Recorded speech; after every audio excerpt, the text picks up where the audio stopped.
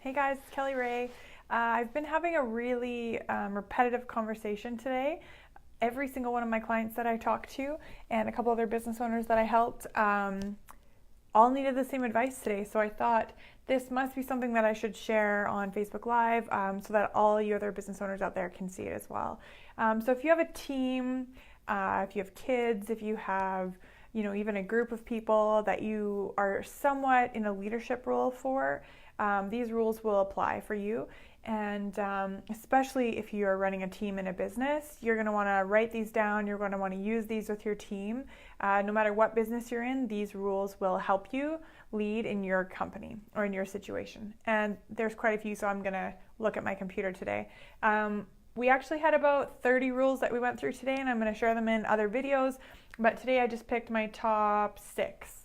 So very first leadership rule that you have to understand is a hard one, but it's sort of the first piece to personal development and professional development. You have to realize that to change anything in your life, you have to look at changing yourself. So it is your responsibility as a leader to change the way you think about things, the way you look at things, the way you deal with things, the way you show up for people, the way you have conversations, the way you disagree with people, the way you role model things. But it's you, it's all on you. So that's the first one. And it's a little bit hard to swallow for some people, especially if you're new to personal development. But as a leader, you really have to get this. It's your responsibility to have an awesome team. It's up to you. So there's always something that you can do better as a leader to get better results from your team. Okay, so that's number 1. Number 2, focus on the outcome or the results you want from your people, not the method. So a lot of times you'll have people coming from different backgrounds with different experience. They think differently than you, and they might have different ways of accomplishing the same goal that you do. So instead of trying to teach a staff member to do something exactly the way that you do it, just tell them about the result or the goal that you want them to accomplish and let them come up with their own methods if they want to. That can be really powerful because trying to change the way people think or make them think like you or do like you sometimes is such an uphill battle when you could just say, here's the goal, how do you want to get there? And that's actually a really good segue into the next point, which is questions are your superpower as a leader. You want to ask constructive questions so that your team comes up with ideas for themselves.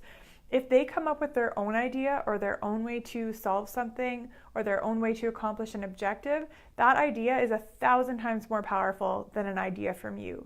So instead of telling someone how to do something, ask them, how do you think we should do this?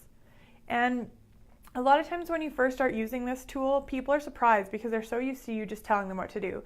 So you're going to have to use silence as a tool here. Ask them and just wait. And this can be incredibly uncomfortable, and especially for me, I'm a huge talker, so at the beginning this was really hard for me. But if you can have the self-discipline to just be quiet and wait for them to answer, eventually they answer. Even the shyest people or the people that you think are really quiet will start sharing ideas with you. And if they come up with the idea, they're so much more bought in. Brendon Burchard said, people support what they help to create, and it couldn't be more true. So remember that. Questions are your superpower, so ask them to come up with the ways. Make sure, again, we've talked about roles and goals, and you should be able to remember that because it rhymes. That's how I remember it. One of my profs talked about it. But people need to know their roles and goals. So when they're hired, they need a clear job description with clear goals or KPIs. And they have to sign that job description with you. And everybody agrees, shakes hands, this is your job.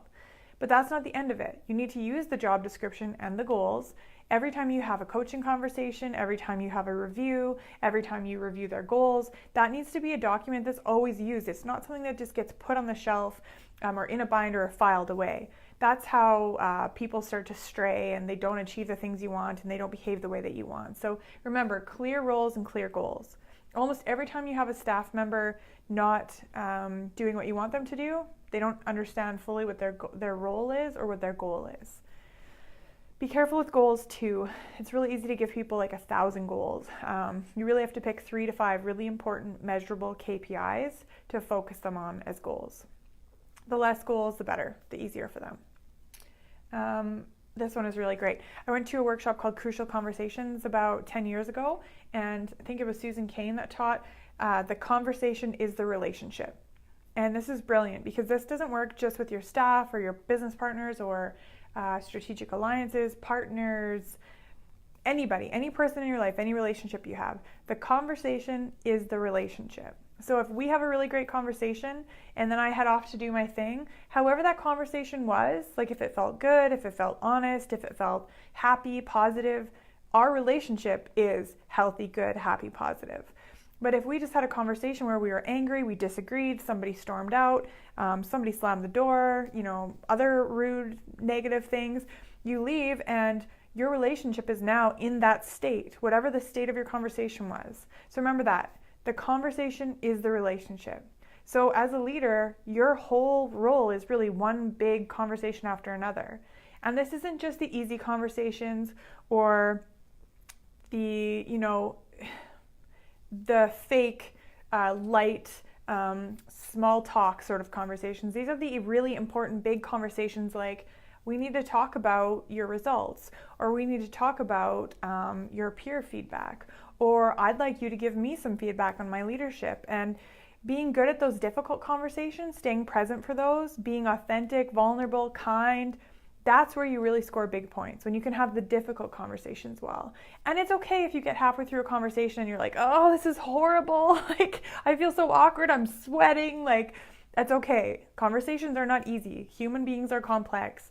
And as a leader, you're going to get into a lot of conversations where you'll feel this just isn't going the way I want. But that's okay. We are not expected to be perfect. And you can just say, you know what, I'm sorry, this isn't going the way that I want. Let me reiterate the reason why I wanted to have this talk and what my hopes are. Get their hopes, keep going, just get through it. And by the end of the conversation, have a good conversation. End it on a good note. End it with kindness, respect, mutual goals. And then as you leave each other, know that the state of your relationship is good. Okay? We talked about questions are your superpower. Okay, the last one that I want to talk about today, I lied, 3 more. Start with sorry. So I learned this a long, long time ago when I had a really defensive, angry sort of staff member. They were like a superstar, but I could not get them to respond very well to me. They were very defensive. And I found that if I could sit down with them and I wanted to talk to them about their behavior, their poor performance, but I found something to be responsible for and I apologized for it. So I like to tell my clients, start with sorry. It just totally brings down those defensive walls. So you can say, I'm sorry that it took me so long to have this conversation, or you can say, I'm sorry if your job description wasn't clear, or I'm sorry if your goals didn't make sense, or I'm sorry that I didn't have your back in that conversation earlier, or I'm sorry that I suck at conversations and let's try it again.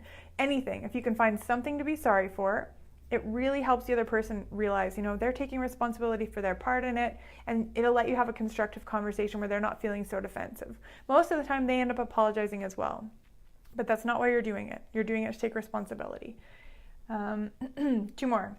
A leader leads by example, whether they intend to or not. This is brilliant. So people are watching you when you're a leader. They're watching you park your car if you're parking where you're allowed to park. They're watching you if you're paying your taxes properly. They're watching you if you're treating people with kindness and respect.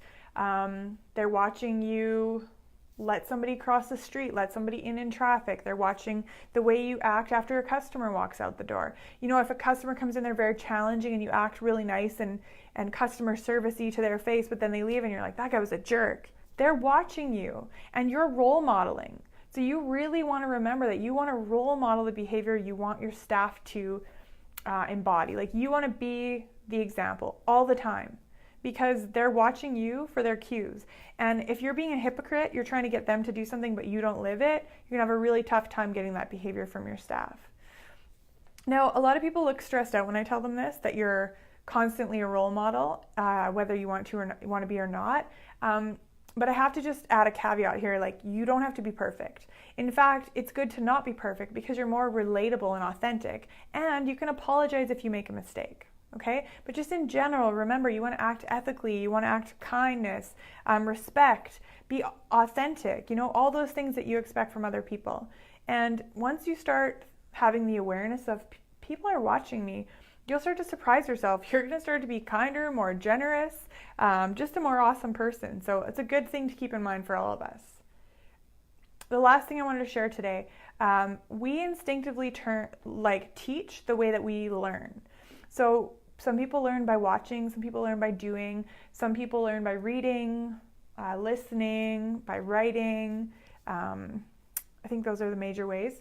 But I didn't really realize how powerful this was until about 12 years ago when I was in a job and we did format learning. It's a type of learning personality assessment, and there were 4 quadrants. So I was a really strong 3-2, which meant that I had no ability to connect to 1s and 4s because I just really taught the way that I learned.